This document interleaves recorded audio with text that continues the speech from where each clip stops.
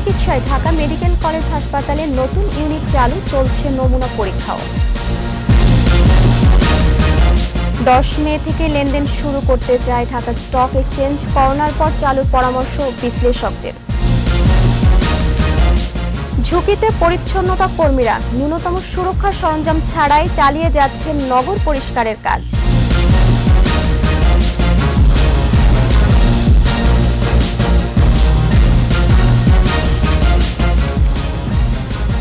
শুনছিলেন first security ইসলামী bank limited সংবাদ শিরোনাম।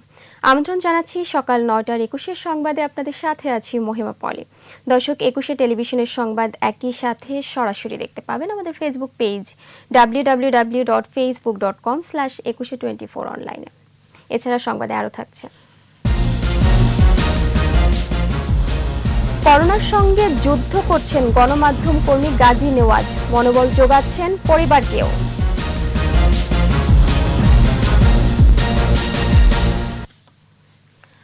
করোনা চিকিৎসায় ঢাকা মেডিকেল কলেজ হাসপাতালে চালু হয়েছে নতুন ইউনিট, সংক্রমিত রোগী ভর্তিও চলছে।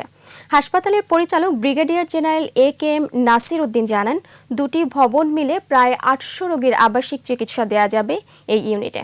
মফিউর রহমানের রিপোর্ট। কোভিড-19 বা করোনায় আক্রান্ত রোগীর চিকিৎসা দেওয়া শুরু করেছে ঢাকা মেডিকেল কলেজ হাসপাতাল। এজন্য পুরনো বার্ন অ্যান্ড প্লাস্টিক সার্জারি ইউনিটটি করোনার চিকিৎসার ইউনিটে রূপান্তর করা হয়েছে। শুরুর দিন থেকেই করোনা আক্রান্ত রোগী ভর্তি করা হচ্ছে। এছাড়া নমুনা সংগ্রহ করে পরীক্ষাও করা হচ্ছে ঢাকা মেডিকেল কলেজ হাসপাতালে। আমরা তো গত কয়েকদিন আগেই শুরু করেছি। এই হসপিটালটাতে কিন্তু আমরা যারা সাসপেক্টেড কেস তাদেরকেও আমরা নিচ্ছি, এবং এর মধ্যে কনফার্ম যারা হয়ে যাবে তাদেরকেও আমরা রাখছি, এবং যারা কনফার্ম হয়ে আমাদের এখানে আসবে তাদেরকেও আমরা রাখছি। হাসপাতালের পরিচালক জানান, করোনা ইউনিটে জটিল রোগীদের জন্য আলাদা ব্যবস্থা রাখা হয়েছে। একটি ফ্লোর এক্সক্লুসিভলি রেখেছি, সেটি হচ্ছে যারা পজিটিভ হচ্ছে, এবং তাদের অ্যাডমিক্সের ওইভাবে সুযোগ নাই। শুরুতেই আমরা তাদেরকে সেপারেট করে দিচ্ছি এবং ওইভাবে আমরা মেনটেন করছি। তিনি বলেন, সরকারি বেসরকারি বেশ কিছু অফিস খুলে দেওয়ায় সামাজিক সংক্রমণ বেড়ে যাওয়ার ঝুঁকি রয়েছে। একজনের সামনে যখন এসে যাচ্ছি তখন যেন অবশ্যই আমাদের মাস্কটা পরা থাকে। মফিউর রহমান, 21 টেলিভিশন, ঢাকা। অনুমতি মিললে 10 মে থেকে ঢাকা স্টক এক্সচেঞ্জের লেনদেন শুরু করতে চায় পরিচালনা পর্ষদ।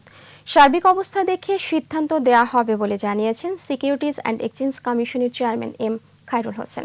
তবে করোনার সংখ্যা না কমা পর্যন্ত পুঁজিবাজার চালু না করার পরামর্শ দিয়েছেন বাজার বিশ্লেষকরা। বিস্তারিত তৌহিদুর রহমানের রিপোর্টে। করোনা সংক্রমণ রোধে সরকারের নির্দেশে দেশব্যাপী সাধারণ ছুটি ঘোষণার পর গেল 24 মার্চ থেকে বন্ধ ঢাকা ও চট্টগ্রাম স্টক এক্সচেঞ্জ।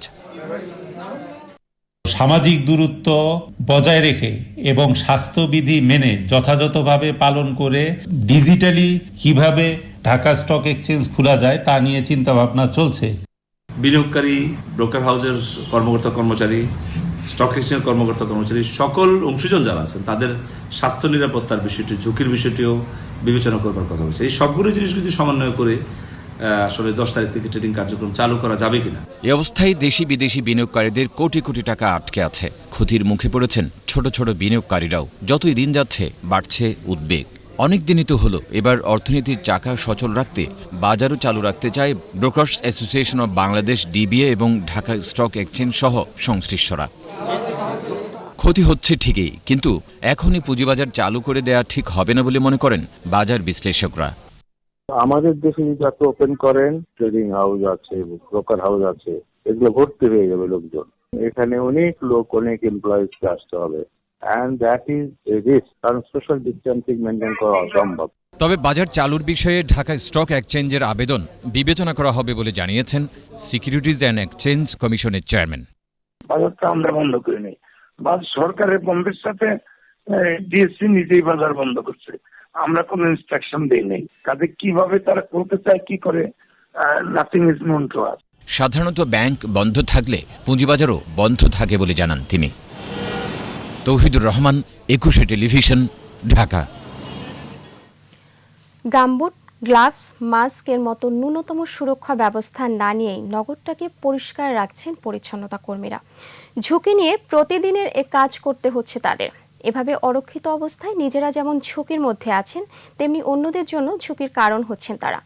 মহামারীর এই সময়টাতে দায়িত্ব পালন করে চলা এই মানুষগুলোর কথা জানাচ্ছেন মোহাম্মদ নুরুন্নবী। ছবি তুলেছেন ইয়াকুব হোসেন ইটন। বিশ্ব মহামারী করোনা থেকে বাঁচতে যখন ঘরবন্দি সবাই, তখন শহরটাকে পরিষ্কার পরিপাটি করতে কাজ করছেন পরিচ্ছন্নতা কর্মীরা। জীবন জীবিকার অবলম্বন তো এটাই, জীবিকার জন্য জীবনের ভয় এখানে তুচ্ছ। ময়লার মধ্যে থাকা অদৃশ্য নানা জীবাণুর মধ্যে যে অদৃশ্য শত্রু করোনা নেই, সে গ্যারান্টিও নেই। অথচ নিজেদের সুরক্ষার কোনো চিহ্ন মাত্র নেই তাদের হাতে, মুখে ও পায়ে। আর সামাজিক দূরত্ব বজায় রাখার কোনো বালাইও নেই। উপর আল্লাহ আছে, যারা দৌড়ে যারা ধরে না ওরা তো ধরে না। আমরা তো গরিব, আমাদের তো কাজ করে খাইতে হবে। ঝুঁকি বাতা কোনো কিছুই আমাদের দেওয়া না। অন টাইম একদিনের জন্য ব্যবহার করার জন্য দিছিল, এখন বর্তমানে আমাদের কাছে নাই। শহরগুলোর সব পরিচ্ছন্নতা কর্মী সিটি কর্পোরেশনের কর্মচারীও নয়, বেশিরভাগ ক্ষেত্রে ভাড়া করা বা আউটসোর্সিং। সেক্ষেত্রে জটিলতা তো আছেই, অস্বীকার করলেন না ঢাকার একাংশের এই মেয়র। আউটসোর্সিং যারা কন্ট্রাক্টর যারা আছেন তাদেরকে আমরা খোঁজ নেব, অ্যাটলিস্ট তাদেরকে আমরা বলেছি গ্লাভস এবং মাস্ক তা কিন্তু বাধ্যতামূলক দেওয়ার জন্য। সংক্রমণ রোধে পরিচ্ছন্নতা কর্মীদের সুরক্ষার বিষয়টি ভাবা দরকার এখনই। মোহাম্মদ নুরুন্নবী, 21 টেলিভিশন, ঢাকা। করোনার সাথে যুদ্ধ করছেন গণমাধ্যম কর্মী গাজী নেওয়াজ। কোভিড পজিটিভ জানার পর কিছুক্ষণের জন্য ভেঙে পড়লেও নিজেকে সামলে নিয়েছেন। 29 এপ্রিল শনাক্ত হবার পর মিরপুরের বাসায় থেকে চিকিৎসা নিচ্ছেন তিনি। দৃঢ় মনোবলে পরিবারের সদস্যদেরও সাহস দিচ্ছেন করোনার সাথে যুদ্ধ চালিয়ে যাওয়া শাহনেওয়াজ। বিস্তারিত জানাচ্ছেন দীপু সারওয়ার। বিবর্ণ, অস্থির এক সময়ের মুখোমুখি সাংবাদিক গাজী শাহনেওয়াজ। 22 তারিখে সকালে ফজরের নামাজ পড়তে উঠেছি, সাথে আমার স্ত্রীকেও ডেকে দিয়েছে, তুমি নামাজটা আদায় করে নাও।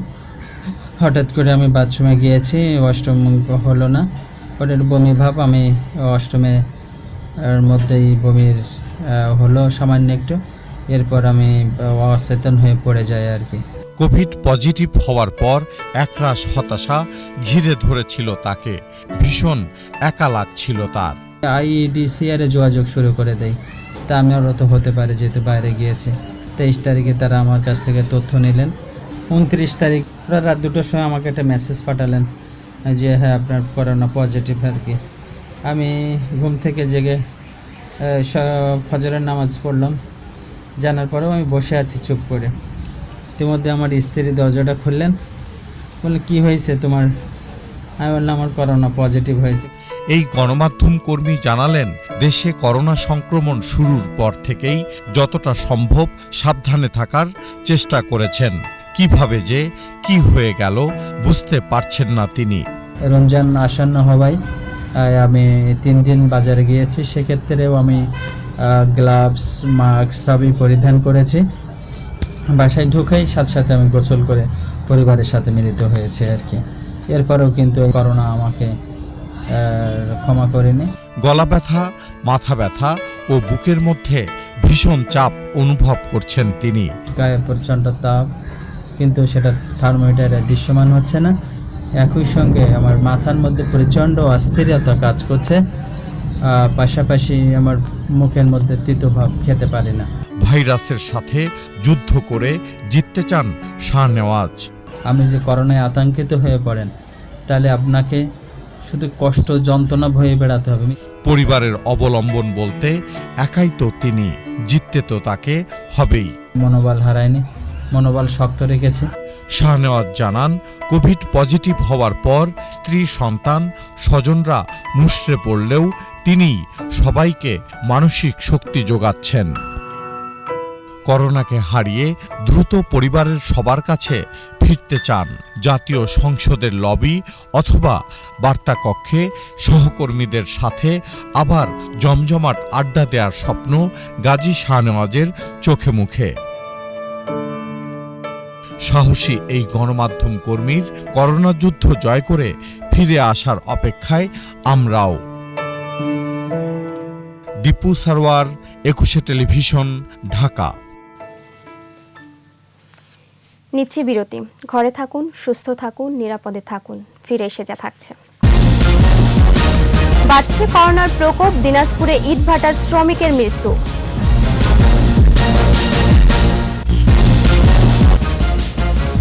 আবার আমন্ত্রণ সকাল ৯টার ২১ সংবাদে। দেশের বিভিন্ন স্থানে বাড়ছে করোনার প্রকোপ। দিনাজপুর সদরে করোনা আক্রান্ত হয়ে একজন ইটভাটার শ্রমিক মারা গেছে। জেলায় এই প্রথম একজন মারা গেল। বগুড়ার স্বাস্থ্যকর্মী সহ ২ নারী করোনা পজিটিভ। হবিগঞ্জের জেলা প্রশাসক মোহাম্মদ কামরুল হাসান করোনা আক্রান্ত। সিলেট বিভাগে নতুন করে আরও ৫ জন করোনা আক্রান্ত হয়েছেন। বরিশালে করোনায় আক্রান্ত রোগীর সংখ্যা ৪১ জনে দাঁড়িয়েছে। সুস্থ হয়ে বাড়ি ফিরেছেন ২৫ জন রোগী। ব্রাহ্মণবাড়িয়ার একই পরিবারে ১২ জনের করোনা শনাক্ত হয়েছে। এছাড়া কারা চিকিৎসক আক্রান্ত, জেলা সুপার সহ ৬ জন কোয়ারেন্টাইনে। চাঁদপুরে নতুন করে ৩ জন করোনা আক্রান্ত। পাবনায় নতুন করে আরও ২ স্বাস্থ্যকর্মী সহ ১৩ জন আক্রান্ত হলেন। পিরোজপুরে নতুন ২ জন এবং রাজশাহীর তানোরে ১ কনস্টেবল সহ ২ জন করোনা ভাইরাসে আক্রান্ত হয়েছেন। রংপুরে নতুন ১৪ জন সহ মোট আক্রান্তের সংখ্যা ৭৬ জন। ৮০টি বাড়ি লকডাউন। ভৈরবে করোনায় আক্রান্ত ১১ জন সুস্থ হয়ে বাসায় ফিরেছেন। করোনা মোকাবেলায় দেশের বিভিন্ন স্থানে ব্যক্তি উদ্যোগ, প্রশাসন ও বিভিন্ন সংগঠনের সহায়তায় কর্মহীন হতদরিদ্র মানুষের মাঝে খাদ্য ও সুরক্ষা সামগ্রী বিতরণ অব্যাহত রয়েছে। প্রতিনিধিদের সহায়তায় মাসুমা লিসা রিপোর্ট। সিরাজগঞ্জের এনায়েতপুর থানার ব্রাহ্মণ গ্রামে কিডনি রোগে আক্রান্ত ব্যবসায়ী নুরুজ্জামান শামীম তার নিজের চিকিৎসার পর বেঁচে যাওয়া টাকায় ২৫০ পরিবারের মাঝে চাল বিতরণ করেছেন। রংপুরের মুক্তিযোদ্ধা সাত্তার ১ মাসের মুক্তিযোদ্ধা ভাতার ১২,০০০ টাকা করোনা আক্রান্ত ও কর্মহীন দুস্থ মানুষের জন্য প্রধানমন্ত্রী ত্রাণ তহবিলে প্রদান করলেন। নাটোরে করোনার প্রভাবে বেকার হয়ে পড়া এবং অসহায় যাত্রা মঞ্চ, নাটক, সঙ্গীত, নৃত্য ও লোকজ শিল্পীদের শিল্পকলা একাডেমির মাধ্যমে খাদ্য সহায়তা দিয়েছে জেলা প্রশাসন। এছাড়া কর্মহীন হয়ে পড়া রিকশা ভ্যান শ্রমিক ইউনিয়নের সদস্যদের মাঝে প্রতিদিনের মতো নিজস্ব অর্থায়নে খাদ্য সামগ্রী বিতরণ। স্বাস্থ্য বিভাগে ১,০০০ পিস করোনা কিট হস্তান্তর। ঝিনাইদহে প্রতিবন্ধী, বিধবা, স্বামী পরিত্যক্তা ও অসহায় দুস্থদের মাঝে খাদ্য সামগ্রী বিতরণ। মাগুরায় ১ টাকায় ইফতার সহায়তা নিয়ে অসহায় মানুষের পাশে দাঁড়িয়েছে করোনা যোদ্ধা মাগুরা নামে ফেসবুক গ্রুপের সদস্যরা। মেহেরপুরের গাংনীর আনসার ও গ্রাম প্রতিরক্ষা বাহিনীর সদস্যদের মাঝে খাদ্য বিতরণ। শেরপুরে সাংবাদিক ও পুলিশ স্টাফদের মাঝে করোনা সুরক্ষা সামগ্রী বিতরণ। সুনামগঞ্জ পৌরসভার ১ ও ২ নম্বর ওয়ার্ডের ৪০০টি অসহায় পরিবারের মাঝে প্রধানমন্ত্রীর উপহার সামগ্রী বিতরণ। গাইবান্ধার গোবিন্দগঞ্জ উপজেলা প্রশাসন, ডাক্তার ও পুলিশ প্রশাসনের জন্য করোনা মোকাবেলায় স্বাস্থ্য সুরক্ষা সামগ্রী বিতরণ। পঞ্চগড়ে দরিদ্রদের মাঝে শাকসবজি বিতরণ অব্যাহত রেখেছে ছাত্রলীগ। নারায়ণগঞ্জে অন্ধ ভিক্ষুকদের মাঝে খাদ্য সামগ্রী ও নগদ অর্থ সহায়তা নিয়ে পাশে দাঁড়িয়েছে র্যাপিড অ্যাকশন ব্যাটালিয়ন। ভোলার দৌলতখানে ১৬টি কওমি মাদ্রাসার শিক্ষকদের হাতে প্রধানমন্ত্রীর ত্রাণ তহবিলের ২,৫০,০০০ টাকার চেক দেওয়া হয়েছে। সরকার থেকে পর্যাপ্ত খাদ্য সামগ্রী দেয়া হলেও সিলেটে বিক্ষোভ থামছে না। ত্রাণের দাবিতে বিক্ষোভ চলছে। এই অবস্থায় সিটি কর্পোরেশনের ত্রাণের দিকে না চেয়ে সিলেট আওয়ামী লীগের পক্ষ থেকে নগরীতে ত্রাণ বিতরণ কার্যক্রম জোরদার করা হয়েছে। Masuma Lisa, ২১ television. এবার আমাদের সাপ্তাহিক আয়োজন সোশ্যাল ইসলামী ব্যাংক লিমিটেডের সৌজন্যে জনসচেতনতা।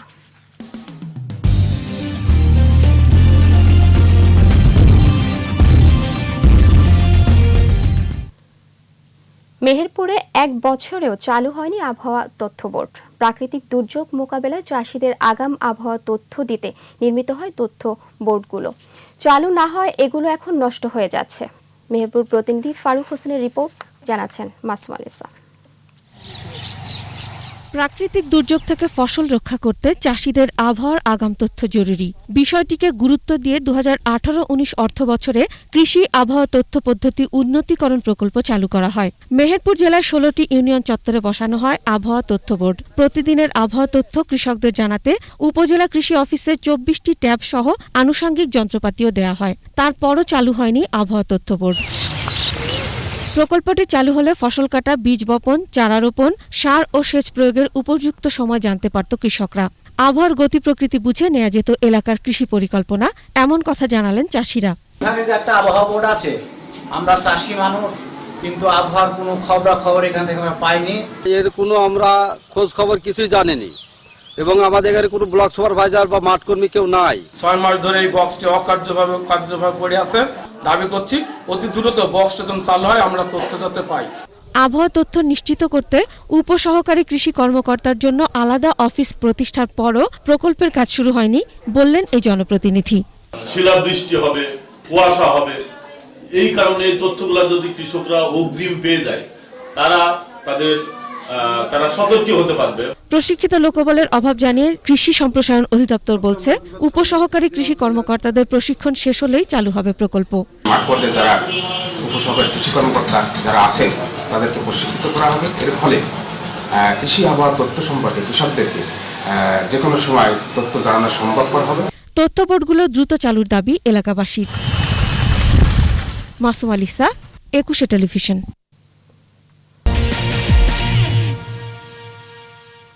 নতুন 3 খেলোয়াড় করোনা আক্রান্ত হওয়ার পর আবারও পেছানো হলো বিশ্বের অন্যতম শীর্ষ লীগ জার্মান বুন্দেসলিগা।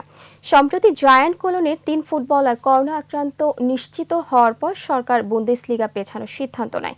এর আগে করোনার কারণে লীগ বন্ধ হওয়ার পর ইউরোপের মধ্যে সবার আগে 9 মে থেকে লীগ শুরুর কথা ছিল বুন্দেসলিগার। দলগুলো নতুন করে অনুশীলনও শুরু করেছে, তবে সরকারের পক্ষ থেকে 16 মে অথবা এর পরের সপ্তাহ থেকে লীগ শুরুর কথা জানানো হয়েছে। সবকিছু নির্ভর করবে করোনায় আর নতুন কোনো খেলোয়াড় আক্রান্ত হয় কিনা তার উপরে। এরই মধ্যে কোলোনের 3 খেলোয়াড়কে 14 দিনের আইসোলেশনে রাখা হয়েছে। এর আগে জার্মানির বিভিন্ন স্তরের 1,500-এর বেশি খেলোয়াড়ের টেস্ট করার পর এ পর্যন্ত 10 জনের করোনা পজিটিভ হয়েছে। এর সাথে শেষ করছি সকাল 9টার 21 সংবাদ। যাবার আগে ফার্স্ট সিকিউরিটি ইসলামী ব্যাংক লিমিটেড সংবাদ শিরোনামগুলো আরও একবার। করোনা চিকিৎসায় ঢাকা মেডিকেল কলেজ হাসপাতালে নতুন ইউনিট চালু, চলছে নমুনা পরীক্ষাও। 10 মে থেকে লেনদেন শুরু করতে চায় ঢাকা স্টক এক্সচেঞ্জ, করোনার পর চালুর পরামর্শ বিশ্লেষকদের। ঝুঁকিতে পরিচ্ছন্নতা কর্মীরা ন্যূনতম সুরক্ষা সরঞ্জাম ছাড়াই চালিয়ে যাচ্ছেন নগর পরিষ্কারের কাজ।